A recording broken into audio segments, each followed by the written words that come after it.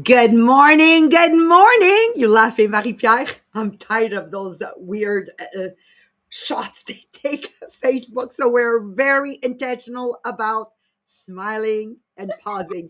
Welcome to the podcast, A Millionaire of the Diamonds. I'm really excited about today's segment. It's a little bit, in French, we say esoteric, a little bit woo up there in space. And you're probably going to say, but don't worry, between me, Melanie Miller with the scientific side, and Marie-Pierre Tetro. I think you're going to walk away with a powerful force, understanding how desire backed up by faith could and will transform your life. So, in a few minutes, we're going to dive in this principle that shows up in your life every single day, and we're always trying to make the decision, what exactly do I do? And then number two, when I do decide this is what I do, will I stick to it long enough for it to give fruit? And this is where a lot of people give up. 3 feet from the goal, 3 feet from the goal. So it's all connected. We're in Think and Grow Rich, the book. But before we throw ourselves in here, let's go to Marie-Pierre, because now we have the winners, right, Marie-Pierre? Yes. Finally, I got it. Okay, so first thing to do is to share the podcast. So you have the text in the comment that you can copy paste it when you share on every social media platform. But you will see that when you click on the arrow to share, you can also share by messenger or text message. So you can share directly to someone that you really want them to listen to the podcast this morning. That's the best way to make sure they will click on the link. Then we have our contest, Les Millionnaires des Diamants. So first, when you go on our Facebook group, every time you post, every time you comment, every time you react, you gain points during the month to be in the top 10 of the group. And at the end of the month, the upshot top 10 get a voucher to go shop on the boutique Les Millionnaires des Diamants. And we have our top 10 official for the month of January. So congratulations. Number 10, we have Caroline Dorovish. Uh, Number 9, we have Agnes Joseph. I Number don't know her. No, we don't know her, but it's been a few weeks that she's in the top Is 10. she in Tupperware or elsewhere? You don't know. I'm curious. Okay, go on. Number 8, we have Nathalie Brochu. Number Yeah. 7, we have Melanie Kokolas. Number 6, Sherry Novak. Number 5, Sammy. Number 4, Liz Boucher. Did Number you say 7, Tammy? Sammy. Sammy? Yeah, Sammy. In Tupperware or no? Oh, You have to go look. I'm we curious. don't know them. Number 3, we have Kedra Sefingasol. Number 2, Louis Gauthier. And number 1, Martha Noel. So congratulations to our top 10 for the month of January. And Bravo, then we have, Martin! and then It's we a have, big R-A, it's a V with a O. When you put it all together, you get bravo, bravo, bravo. Okay, go on. And then we have the draw at the end of each month. So to be in the draw, there's two ways. First with the boutique. So when you go on the boutique and you place your order, when you receive your order, you take a picture and you post on social media and you tag Maria Merano and Mia Dezema to be in the draw. And the second way is with the books Mia Dezema. So you just receive another book, you take your picture. You're doing one of the book, you take a picture. You're doing one of the workbook, you take a picture. You're doing one of the quiz book, again, you can take a picture. You're using your agenda, you can take a picture and post on social media and always tag Maria Merano and Mia Ladezema to be in the draw. And the winner for the month of January is Olga Patrizi. Whoop whoop! So congratulations to all our winners for the month of January. And don't forget that if you don't have your tickets yet for the next conference, you have the link. So click on the link to join us. So it's a virtual conference. So all around the world, you can join us for the conference in April, in July, and in November. 3 different subjects. So you can be with us. And if you want to be in the studio with us in Anjou, you can write me a message when you get your ticket so I can add you to the list. But we only have 24 places in French and 24 places in English. So in the studio. But for the virtual, it's all around the world. So voila for the conference. Thank you so much. So welcome here. Jacqueline just walked in the house. Way. Martin, our number one. Lise is here. And I read James. Look at this. The crew is here. Monique, Kendra, Carolyn. And a new member has just joined us. Lucy Babino. Okay, Maria, stop trying to pronounce people's family names. Thank you, Lucy, for joining us. Sherry Novak is with us. I'm so happy you're here because you're going to absolutely love this segment. Once again, we're in the book Think and Grow Rich, and we're covering pages 16, that segment, 17, 18, 19, and almost at the end of 20, but the rest is going to come tomorrow. Okay, so when you read Napoleon Hill, especially this chapter on desire backed by faith, I know that most of us, our brain is going to go, get out of here. Get out of here. What is he talking about? Okay. Why? Because he doesn't just say, think positive, right? I was reading it yesterday. I said, Melanie, we got to do this. Okay. He goes in deeper and he tells a story that feels quite impossible. He tells a story of a son who was born without ears or with a ear I wrote down without ears. Maybe it's not even true. Anyways, he can't hear. Doctor said he would never hear, never speak, never live a normal life. And Hill refused to accept that, not with denial, not with fantasy, but with an obsessive, so you want to write down words, obsessive level of desire. That was Sherry Novak with New York. Obsessive level of desire. Every day he planned, that was Monique Stratton being number one in recruiting in the world. Obsessive level of desire. Okay, good. So every day he planted one idea in his child's mind. You can hear, you can hear, you will hear, you will hear. This is not your limitation. This is not your limitation, but your superpower.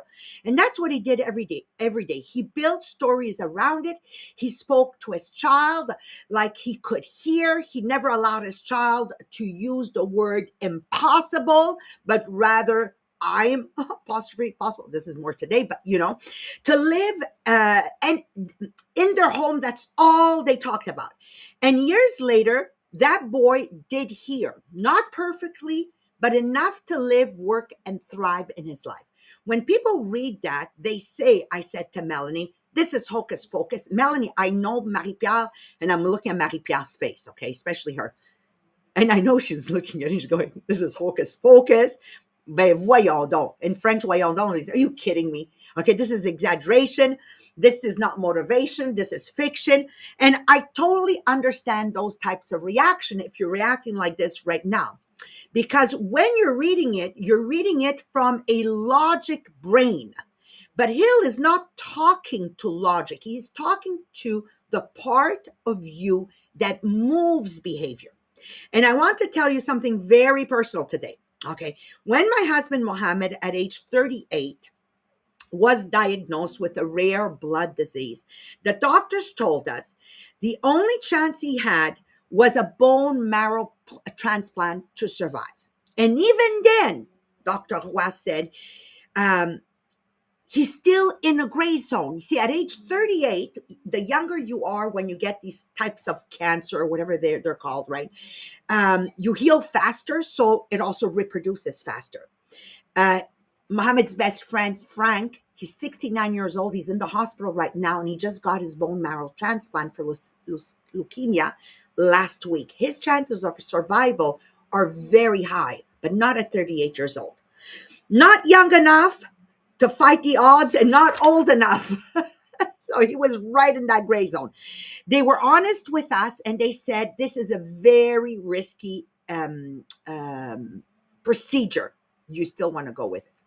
At that time, our children were babies. Yasmin was 2 years old. Nadia was 4 and Hamid was only 6. And I watched something change inside Mohammed. It wasn't fear. It wasn't panic. It was desire. Not desire for money, not desire to acquire more goods or, all of that, or desire for more comfort. No. I saw Mohammed and he says to me, I have to see my children grow. I have to see my children go. And every day he prayed. Now, my husband is Muslim. He really practiced his religion, but not as today. Like he never drank, he never ate pork. He would always go to the mosque on Fridays. But when he got this element, every day he prayed, not like begging, but like alignment. He guided the doctor's hands. Every time the doctor would come, Dr. Roy, who they are best friends still today, he would always take his hands and make a little prayer for his hands. He says, I trust you, doctor, but I'm just going to add an element of faith. Can you imagine Mohammed at the hospital with that? Anyways, just to let you know, again, they're like this today. So sometimes Dr. Roy says to my husband, I'm going through this with my family, my daughter, whatever. Can you do a prayer for us? So it's wonderful to see where all of this has led. So he did all the treatments. He followed the protocols. The doctor, anything he said, he would do. But what carried him through wasn't just medicine, it was meaning. Today, Muhammad is 62 plus 5, 67. Sorry, guys. Okay. 67. And he has an anomaly. He's not normal, doctors say. He says, we have never seen somebody get a bone marrow transplant at age 38 and still is surviving and thriving at age 67. Now, the beauty is you have to understand that it's only after his bone marrow transplant that the greatest part of our life happened, whether it was financially, whether it was with our relationship, whether it was with our children, with our own families. Like it was just, I can't even begin to tell you. And right now we're in a crisis in Tupperware, and we're actually pulling out of it. And I shared with Jean-Philippe and Sylvain this morning, I know there's something great going to happen, because I know that the harder it gets, that means the success after the storm will be tenfold. And that was a couple of chapters ago when we covered 3 feet from the goal. So all of this is talking to me makes absolutely sense. This is what he's saying. When desire is strong enough, behavior changes. When behavior changes, outcome change. Now let me go back to my own story. Remember when I talked to you about the $1,000 Canadian bond, 16 years old, Marie-Pierre had looked it up. It was $4,000. Now remember, this is also the element of burning desire backed up with faith. But there is one element that I want to add in. When you get to desire backed up with faith, now something else is born, and it's called obsession. We become obsessed. So if I look back, because I know Sherry, you're listening, if I look back to Sherry, she literally became obsessed with getting that New York for free, that she actually almost made it for free for 2 people. Okay. When I look at you, Monique, that the chances you would be number 1 in the company in recruiting, the chances were so little, but the burning desire backed up with faith became an obsession. Like your brain only thought about that. So that's where I want to bring all of you, because I'm sure at a certain point in your life, you all had a burning desire. You've all lived this moment, and you all were totally obsessed with something, whether it's a boyfriend that you want to marry or whatever. So desire is where it happens. When the obsession hits, now we're planning, now we're tracking, now we're repeating, even if we don't feel like it, and no longer rely on inspiration or motivation. So that was my take on this chapter. Let's go see what Dr. Melanie Miller has to say. Good morning, everyone, and I'm very happy to be with you this morning. Today, we're continuing our exploration of Think and Grow Rich, and we're focusing on the section that, if you ever read it yourself, you will remember as the little deaf boy who heard. Now, I want to say up front, I'm not going to tell that story exactly as Hill tells it. Not because it isn't powerful, but because I don't think people connect with it in quite the same way. The original story is deeply rooted in faith in God and in the belief that a physical affliction could be overcome through unwavering desire and belief. For some, that resonates strongly. For others, it creates distance. So instead, I want to approach Hill's core idea, burning desire, through a lens we can all recognize. We often hear people saying things like, you need to stay positive or positive thinking will help. But what does that actually mean? In practice, it usually translates to things like this: surrounding yourself with people who lift you up rather than pull you down, refusing to dwell endlessly on worst case scenarios, and deliberately choosing influences, books, conversations, environments that reinforce hope rather than fear. And I think most of us would agree on one thing: negativity has never healed anyone. It has never improved an outcome. It has never strengthened a body, a relationship, or a business. We also hear stories, many of them well documented, of people who recover from serious illnesses, including cancer, who later speak about mindset, belief, and hope playing a role in their recovery. But I want to be very clear here. I'm not suggesting that belief replaces medicine, and I'm not suggesting that lack of belief causes illness. But I am saying that belief appears to matter more than we once thought. And this is where I want to bring in my own background. Before I came to Tupperware, I worked in the pharmaceutical industry, including in the preparation of medicines for clinical trials. Nearly every clinical trial operates under what's called the double-blind model.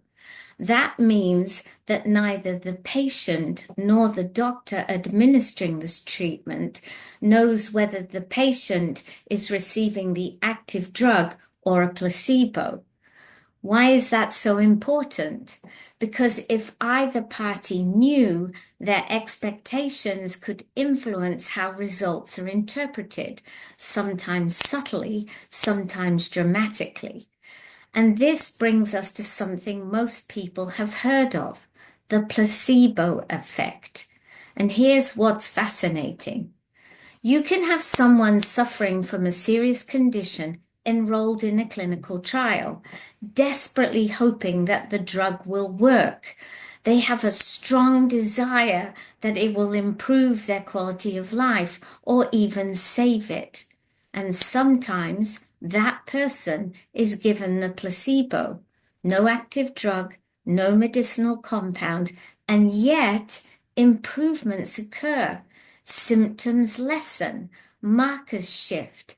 In rare cases, conditions even resolve. How is that possible? Science will tell us that belief can trigger biochemical responses in the body, changes in hormones, neurotransmitters, immune response. And I think Napoleon Hill would say something even simpler: that a burning desire held consistently, emotionally, and without contradiction can influence outcomes in ways we don't fully understand. Hill never claimed this was easy or instant or guaranteed. What he emphasized was constancy, never straying from the belief that what you desire is possible.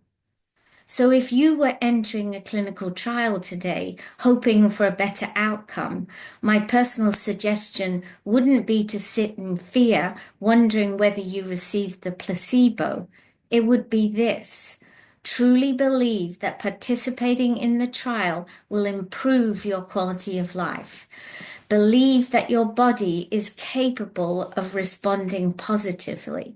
Believe that this experience can move you forward, not backward. We may never be able to prove exactly where belief ends and biology begins, but what we do know is this: hopelessness never helps. Fear weakens, and belief, especially sustained belief, has power. And when I look back at Hill's story of his son, stripped of its historical language and religious framing, what I see isn't denial of reality. I see a father who refused to accept limitation as destiny, who held a burning desire so strong that he aligned his actions, his words, and his persistence with that belief over years, not weeks. That's the principle Hill wants us to understand.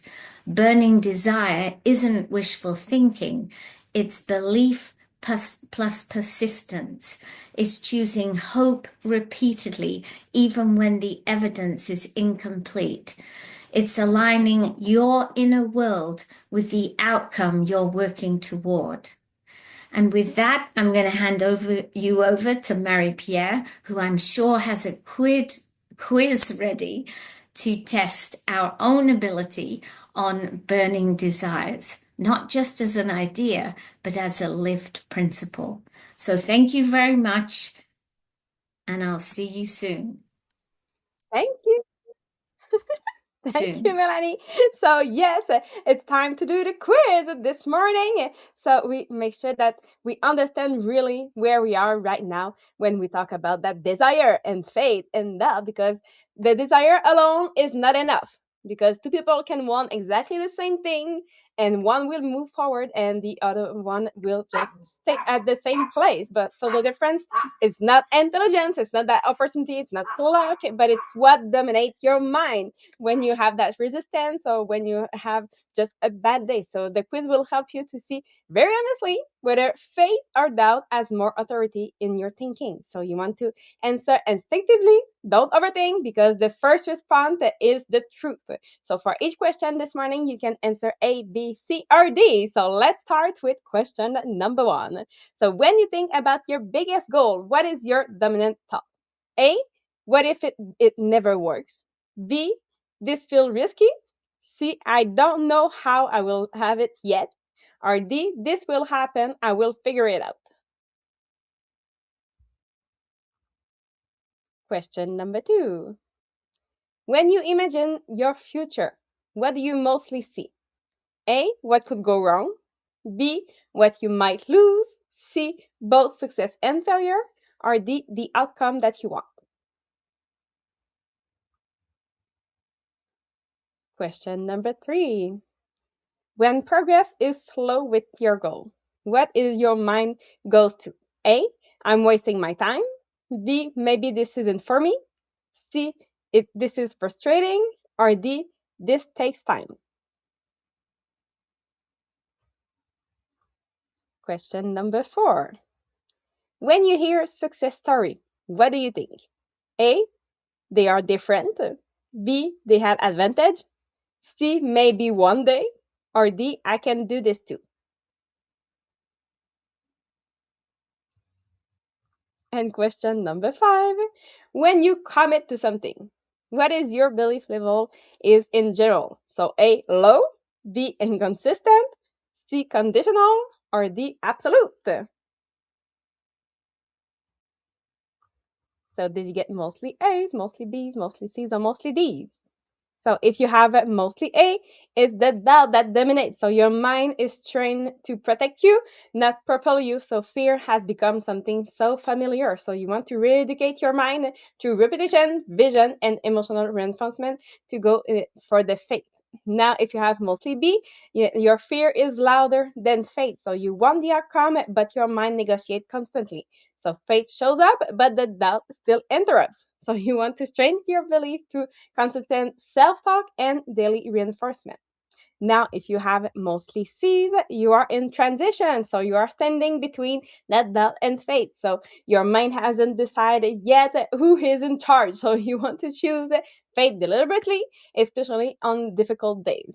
And if you have mostly D, now you have your faith that dominates. So your desire is backed by conviction. Your mind works with you and not against you. So faith must be maintained daily. So it's a powerful, but it's not something that is just stay there passive. No, no, it's something that you want to maintain every day. So 3 points to help you train your mind towards faith. Number one, decide first, then think.